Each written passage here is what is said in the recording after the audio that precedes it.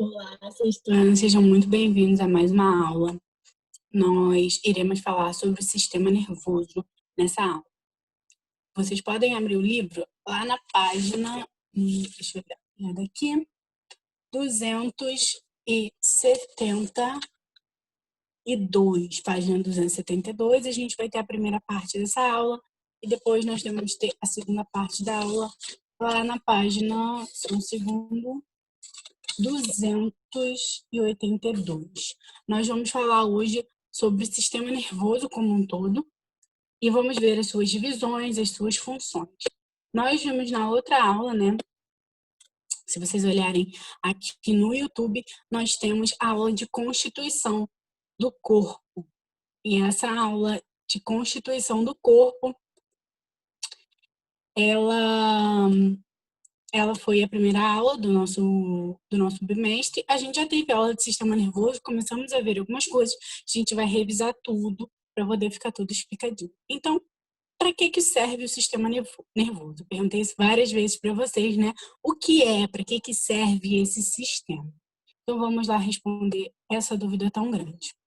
O sistema nervoso, ele vai ser responsável pela interpretação de estímulos e armazenamento e processamento de informações. A gente conversou que é o sistema nervoso que é capaz de fazer a gente perceber os estímulos em volta, as luzes, as cores, se tem alguma coisa se aproximando, se está ficando quente, se está ficando frio, é o nosso sistema de percepção. Além disso, ele consegue processar essa informação, né? Por exemplo, o processamento da informação que está chegando nos meus olhos vira uma imagem, vira a imagem que eu vejo à minha frente no meu computador, à direita o livro, a mais acima as luzes. Então, tudo isso é processado no nosso sistema nervoso.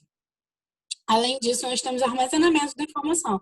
Agora, enquanto eu estou falando com vocês estão tentando lembrar lá da aula do Zoom, na qual eu falei sobre o sistema nervoso, sobre encéfalo, sobre medula espinhal, sistema nervoso central, sistema nervoso periférico. Vocês estão tentando pegar todas essas informações e trazê-las de volta à luz do raciocínio. Então, vocês estão trabalhando a partir do armazenamento de informações do seu sistema nervoso. O sistema nervoso, ele é grande, percorre todo o nosso corpo, mas ele tem as suas divisões. Até para que fique mais fácil o nosso estudo, nós temos o sistema nervoso central e o sistema nervoso periférico. Nós vamos ver a diferença entre essas duas categorias. Mas antes de falar sobre isso, nós temos que ver quem são as células que formam o nosso sistema. Lembra? Nós estudamos lá em Constituição do Corpo que a célula é a menor unidade que forma todos os seres vivos. Então, os seres vivos com muitas células multicelulares, têm as células que são organizadas em coisas especiais, chamadas de... Como é que é o nome? Me lembra. Isso aí, tecidos. Os tecidos, eles vão se organizar formando o quê? Exato, órgãos. Os órgãos se organizam formando os sistemas. Então, a gente reduzindo, né, a menor porção do sistema nervoso, nós temos células nervosas. E a principal célula nervosa são os neurônios. E eles vão ter essa configuração e esse formatinho que vocês estão vendo. Essas células, elas não são mais aquelas bolinhas que a gente estava acostumado, elas já têm um formato diferenciado, porque elas passaram pelo aquele processo, lembra, de diferenciação celular. Então, elas são especializadas na transmissão do impulso nervoso. E elas vão ter esse formato e essas partezinhas. O corpo celular, onde a gente vai ver o núcleo ali, encontrar o núcleo. A gente pode observar aqui na nossa imagem, essa parte aqui, o núcleo, e essa parte é o nosso corpo celular. Nós temos esses raminhos que saem do corpo celular, que parecem, né, raízes de árvores, são chamados de dendritos. Tá bem? Eles que vão receber o impulso nervoso. Para conduzir o impulso nervoso para a próxima célula, nós temos esse prolongamento, né, que parece um fio grandão, que é o axônio. O axônio, ele tem os terminais nervosos aqui, na sua porção final também. Além disso, nós temos a bainha de mielina. A bainha de mielina, ela vai acelerar o nosso impulso nervoso. A nossa informação chega tão rápido para a gente estar falando, movimentando os músculos da face, movimentando a mão, prestando atenção, graças a toda a nossa estrutura do neurônio e da bainha de mielina também. E como é que essa informação passa de um neurônio para outro, professora? Eles vão estar colados? Eles vão estar juntos e eles vão cutucar um outro? Ó, tá vindo aí, ó, tem que mexer o braço, ó, tem que mexer a boca, tem que piscar. Não, não é assim que acontece. Os neurônios, eles vão ter um espaço entre um e outro, entre o terminal de axônio de um e os dendritos do outro. Tá bem? É assim que eles vão se ligar. Os terminais de axônio de um e os dendritos do outro. Mas eles não vão estar colados, eles vão ter um espacinho.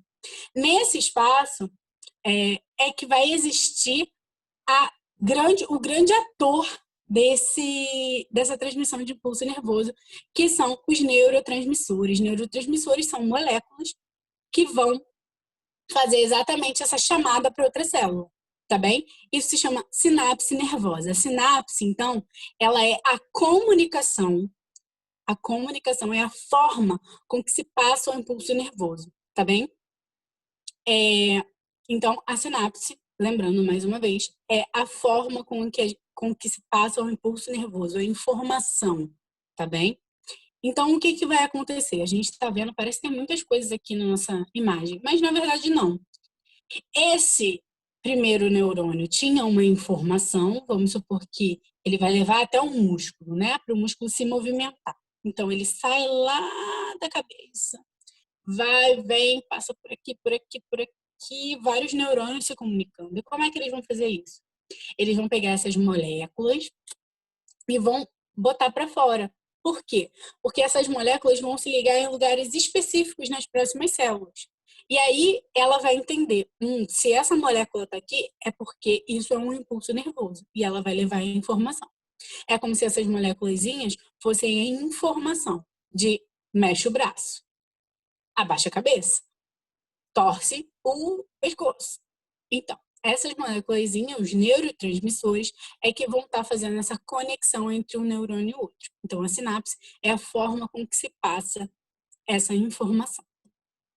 E aí, agora que a gente já conhece quem são os grandes atores do nosso sistema nervoso, falamos sobre os neurônios, falamos aí também sobre a sinapse nervosa, que é a forma com que esses neurônios se comunicam. A gente se comunica em português, eles se comunicam em sinapse nervosa, né? A gente se comunica através das palavras da língua portuguesa, do alfabeto da língua portuguesa. Eles se comunicam através dos neurotransmissores, cada um com a sua língua, não é mesmo?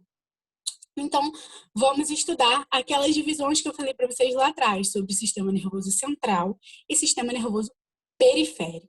O sistema nervoso central, ele está aqui, ó, nesse eixo do nosso corpo, que a gente chama de eixo axial, no centro mesmo do nosso corpo. Então, ele vai ser formado por duas partes que estão bem nesse centro, que é o nosso encéfalo, que está aqui dentro da nossa caixa craniana, e a nossa medula espinhal, que está aqui na coluna vertebral. É aquela que, ai, a minha espinha vai quebrar a minha medula. É essa daí. Vamos lá. Vamos começar pelo encéfalo. O encéfalo, como eu falei para vocês, ele se encontra dentro aqui da nossa caixa craniana. Por que caixa craniana, professora? Porque existem alguns ossos que revestem esse local, a gente vai ver lá em sistema esquelético, que é depois. E existem também algumas laminazinhas que são chamadas de meninges. São fininhos tecidos que vão proteger esse nosso encéfalo que está aqui dentro, tá? É daí que vem o nome meningite, por exemplo. Meningite é uma inflamação nas meninges, que são essas pequenininhas camadazinhas que protegem, que ficam entre nosso osso, que vocês conseguem bater e sentir ele, e o nosso encéfalo. O encéfalo, ele é formado por algumas partes. A primeira delas é o cérebro. O cérebro, pessoal, por incrível que pareça, ele não é isso tudo aqui. Ele é só essa partezinha de cima que eu estou marcando com lápis para vocês. Então, o cérebro é só essa parte, tá? Ele é o centro de processamento de algumas informações, como, por exemplo, dos sentidos, tá? Ele também é onde nós armazenamos a nossa informação, no cérebro, que faz parte do encéfalo. Aqui embaixo, nós temos o tronco encefálico, que vai se dividir em duas partes, eu já vou falar para vocês. E por último, aqui atrás, essa bolsinha estranha aqui se chama cerebelo. E cada uma dessas partes vai ter uma função. Vamos começar aí pelo tronco encefálico. Esses dois carinhas juntos, ponte e bulbo, eles vão formar o tronco encefálico. Vocês podem ver na imagem aqui de baixo. Ó, o tronco encefálico, ele é isso tudo, que é formado aqui pela ponte e pelo bulbo, que não está sendo mostrado nessa imagem, tá bem? Mas ele é formado por esses dois carinhos. Qual é a função, né, da ponte e do bulbo? A ponte, ela vai ter uma função de ligação mesmo. Ela vai ligar a parte da medula com a parte do cérebro. Então, ela é essa porção mais próxima ao cérebro. O bulbo, ele vai controlar as nossas funções involuntárias, como o ritmo cardíaco, o ritmo respiratório, a nossa salivação. Tudo isso vai ser controlado pelo bulbo, tá bem? Que fica na parte mais de baixo aqui, mais próximo da nossa medula. O nosso cerebelo, que é essa caixinha que fica aqui atrás, ele vai controlar o nosso equilíbrio, a nossa postura. Então, todo o nosso equilíbrio, a percepção, tudo isso é feito lá pelo nosso cerebelo, essa parte posterior aqui. Esses órgãos vão formar, né, o nosso encéfalo, tá? Deixa eu limpar aqui. Próximo. Nós temos também, além do encéfalo, no nosso sistema nervoso central, a medula espinhal. A medula espinhal. Essa medula, essa aqui,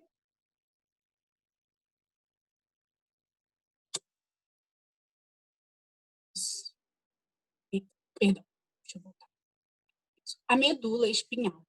A medula, ela vai ser um cordão nervoso que vai ligar o encéfalo com o resto das células nervosas dos outros nervos, os outros gânglios que a gente vai ver no sistema nervoso periférico, tá? Então, ela é um tubo nervoso comprido que passa dentro das nossas vértebras, que são os ossos que formam a nossa coluna, por isso que chama coluna vertebral. E ali dentro nós temos a passagem da medula. Então a gente pode olhar aqui, tem uma parte da vértebra que fica para proteger a medula, e a medula é essa borboletinha aqui, bem pequenininha, né? Mas ela é muito importante. Se a gente lesiona a medula, por exemplo, a gente pode ter alguns problemas nos movimentos, tá? Quanto mais para cima a gente lesiona a medula, mais para cima ficam os problemas no nosso movimento. Mas vamos lá. Essa medula, ela vai passar ali dentro da coluna vertebral e vai ter a função de ligar esse sistema nervoso que nós vamos ver, que fica nos nossos dedos, em todo o nosso corpo, nos nossos órgãos, que é o sistema nervoso periférico, até o nosso encéfalo. Ela também vai processar algumas informações. As informações que precisam ser rápidas, muito, muito, muito mais rápidas do que falar, do que movimentar voluntariamente a mão, por exemplo, ela é processada na nossa medula espinhal. Para que a gente não corra nenhum perigo. Então, o que acontece? Nessa medula, né, estão ligados dois tipos de nervos, nervos sensitivos e nervos motores. E eles vão participar de um processo chamado de ato reflexo ou arco reflexo. Podem encontrar com os dois nomes. Esse processo é quando a gente tem algum perigo iminente, por exemplo, alguma superfície muito quente, alguma superfície perfurante, que a gente tem aquela ação de tirar a mão muito rápido, de tirar o corpo muito rápido, o pé muito rápido. Isso é processado na nossa medula espinhal. É um ato involuntário e muito rápido do nosso corpo de proteção, tá bem? Então, essa informação, a gente, por exemplo, como está aí na imagem para vocês, a pessoa foi tentar encostar a mão ali na vela, né? Tentou encostar, o nervo sensitivo, os neurônios sensitivos vão levar aquela mensagem até a medula e o nervo motor, que é o outro nervo, vai fazer com que o músculo se contraia para poder puxar o dedo. Então, a informação chega através do nervo sensitivo e vai para a retirada do dedo, né? Vai a outra informação para retirada, a movimentação do músculo pelo nervo motor. Então, chega pelo nervo sensitivo e volta pelo nervo motor, tá bem? E quem faz esse processamento dessa informação muito mais ligeiro do que ir para o cérebro e voltar é a nossa medula espinhal. Saindo do nosso sistema nervoso central, né, que está aqui nesse eixo central do nosso corpo, no eixo axial, a gente viu lá, quando a gente falou de anatomia, né, falou das posições anatômicas, a gente tem esse eixo central que corta o lado direito e o lado esquerdo, eixo axial do corpo. Nós temos o sistema nervoso periférico. Ele vai comunicar os outros órgãos, os outros sistemas com o sistema nervoso central. Então, o sistema nervoso periférico é o que vai estar em contato com os nossos órgãos, com os nossos músculos, com a nossa pele, né? O sistema nervoso periférico que está aqui, ó, observando, falando, sentindo cheiro e ouvindo. É o nosso sistema nervoso periférico que está presente nessas funções do corpo. E é ele que vai levar e trazer a informação do sistema nervoso central, tá bem? Vamos lá. O sistema nervoso periférico, ele ainda pode ser subdividido, ou seja, eu posso dividir ele, né? Eu já dividi o sistema nervoso em central e periférico, e agora pegando só o periférico, eu vou dividir ele em dois grupos, que é o sistema nervoso autônomo e o sistema nervoso somático, ou voluntário. O sistema nervoso autônomo também pode ser chamado de involuntário. E essa palavra já pega a gente aí, né? Involuntário é a parte do meu corpo que eu não controlo. Os batimentos cardíacos, a minha respiração, a minha digestão, tudo isso é parte do meu sistema nervoso periférico autônomo. Não é pela nossa vontade, nós não controlamos. Se eu falar assim, para coração, ele não vai parar, tá bem? Ah, professores, alunos sempre perguntam, né? Mas eu consigo parar de respirar? Sim, você consegue parar de respirar, mas você não parou o seu pulmão, nem o seu músculo do diafragma, que é o que abre o pulmão, enfim. Você parou outros músculos que pararam esses músculos, tá bem? Normalmente, a gente consegue prender travando alguns músculos da face também. Então, vamos ter cuidado, às vezes a gente pode se enganar, mas a respiração é uma ação involuntária. Se a gente dependesse de pensar para respirar, a gente já tinha morrido há muito tempo, né? Tanto agora, vocês aí estão pensando para respirar, não estão conseguindo respirar direito. Calma, vamos lá. Vamos pensar em outra coisa. Pense em outra coisa. Isso. Vamos lá. E o sistema nervoso somático, o sistema nervoso voluntário, é esse daqui que eu estou usando para poder falar, para poder movimentar minhas mãos. Então, isso é a minha vontade, eu controlo. Se eu quiser parar, eu paro. Mas se eu quiser voltar, eu também volto. Tá bem? Então, por que ele depende da minha vontade, do meu controle, tá? E aí a gente vai ver melhor sobre controle e sobre o que a gente está usando aqui, né? A gente está usando o nosso esqueleto, a gente está usando os nossos músculos e a gente vai ver o que está envolvido aí nessa movimentação. Quando a gente chegar lá no final da aula, das aulas do bimestre. Professora, o que é isso? Outra divisão. Meu Deus, muita coisa. Mais ou menos. O sistema nervoso periférico autônomo ainda se divide em duas partes, que é o simpático e o parasimpático. Vamos lá. Qual é a diferença desses dois casos?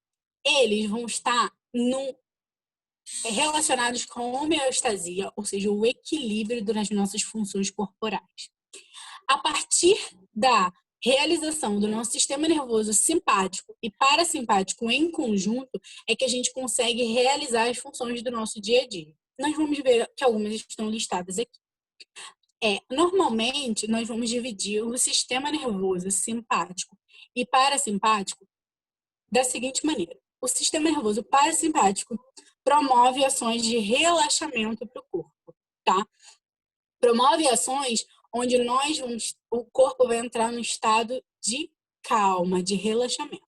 E o sistema nervoso simpático, ele é um estado mais de alerta, de agitação. Então, vamos dar uma olhada aí. O sistema nervoso parasimpático, o que acontece? Acontece uma contração das pupilas, estimulação da saliva, contração dos pulmões, batimento cardíaco. Essa contração dos pulmões não é bem isso, né? É um ritmo respiratório um pouquinho mais lento, o batimento cardíaco mais lento também. Estimula a atividade gástrica, então estimula o estômago, estimula o fígado, o intestino. Vai contrair a bexiga. E outras situações que são situações de relaxamento de algumas musculaturas, tá bem? Normalmente, o sistema nervoso parasimpático vai ser ativado ali depois que a gente comeu, em algumas outras situações também, tá bem? Agora, o sistema nervoso, eu falei parasimpático, tá bem? Agora, o sistema nervoso simpático. O simpático, ele é um pouquinho mais da agitação, ele é um pouquinho mais da corrida, um pouquinho mais do susto, né? Então, eu tenho uma dilatação da pupila, porque eu consigo enxergar melhor, para inibir a salivação. Eu tenho um aumento dos batimentos cardíacos e da respiração. Vai inibir a atividade dos estômagos, vocês têm um estômago só, hein? Do estômago, e as outras atividades gástricas, tá bem? Ah, professora, isso tudo aí vai ser só quando estiver numa atividade de perigo? Não necessariamente. Por exemplo, quando a gente está nervoso, que chega aquela pessoa que a gente, nossa, gosta muito dela, né? Estamos apaixonados. O que acontece? Parece que tem um negócio assim no nosso estômago, a gente fica meio suando, né? Fica meio nervoso, dá até uma tremedeira às vezes. Isso daí é o sistema nervoso simpático. As borboletas do estômago não são nada mais, nada menos do que o sistema nervoso simpático agindo. Então, eles vão estar atuando o tempo inteiro para manter o equilíbrio corporal. Então, se eu comi, o parasimpático vai estar lá estimulando a atividade do meu sistema gástrico. Se acabou a minha digestão, o simpático vai inibir as funções do sistema gástrico. Então, não é uma hora, um está funcionando uma hora, o outro está funcionando na outra hora, muito bem dividido, não. Isso pode acontecer até ao mesmo tempo ali, algumas funções diferentes. Por exemplo, aqui está funcionando um e lá embaixo está funcionando o outro. Podem se misturar. Mas que vocês saibam que o parasimpático vai ter essas funções mais de relaxamento e o simpático vai ter essas funções um pouquinho mais de agitação, né? De respostas mais rápidas. Vou passar aqui. Drogas e o sistema nervoso. Primeiro vamos definir o que significa a palavra drogas. Drogas é qualquer substância que consiga alterar o nosso sistema nervoso central, tá? Seja estimulando ele, seja inibindo ele, seja distorcendo ele de alguma maneira. Então, nós temos drogas depressoras, estimulantes e perturbadoras. Eu até falei para vocês na aula que tem umas drogas aí que elas estão meio confundidas, mas enfim. Acontece, né? Foi o melhor 4 que eu achei também. Então, o que são drogas? Toda e qualquer substância que vai modificar o nosso sistema nervoso central. Sejam essas drogas lícitas ou ilícitas, e não é disso que a gente está trabalhando, né? Então, por isso que algumas farmácias, eu acho que foi inclusive o Caio que falou na aula, que algumas farmácias têm o nome de drogaria. Drogaria por quê? Porque os remédios são drogas, né? Eles vão alterar o nosso sistema nervoso central. Vamos para as definições. O que são drogas depressoras? Drogas depressoras, elas vão diminuir a atividade do meu sistema nervoso. Então, drogas depressoras vão diminuir a atividade do meu sistema nervoso. Os ansiolíticos, por exemplo, são drogas depressoras, né? O álcool é uma droga depressora. Atividades estimulantes vão aumentar o ritmo do funcionamento do meu sistema nervoso. Então, a nicotina, a cafeína, o açúcar, né? Em geral, ele vai fazer isso também. Então, são drogas estimulantes, tá? E drogas perturbadoras. drogas perturbadoras vão causar uma distorção no meu sistema nervoso. Então, as drogas perturbadoras, elas vão poder causar alucinações e perturbações mesmo, como o LSD, o êxtase também vai fazer isso. Na verdade, o êxtase é uma droga estimulante, mas o LSD vai fazer isso. Existem outras drogas aí, não conheço muitas, mas perturbadoras do sistema nervoso. Elas vão distorcer. Existem alguns cogumelos alucinógenos, por exemplo, eles vão distorcer a realidade, vão distorcer o que você está vendo, o que você está ouvindo, então vão modificar essas ações do seu sistema nervoso, tá bem? Turma, eu espero que tenha ficado entendido, né? Essa daqui é a nossa aula de sistema nervoso. A gente se encontra nas próximas aulas de sistemas, nas próximas aulas do Zoom. Eu espero que vocês tenham entendido. A gente já viu essa aula mais de uma vez lá no Zoom, mas estava faltando um videozinho aqui para vocês, né? Um beijo. Vejo vocês na próxima aula. Tchau.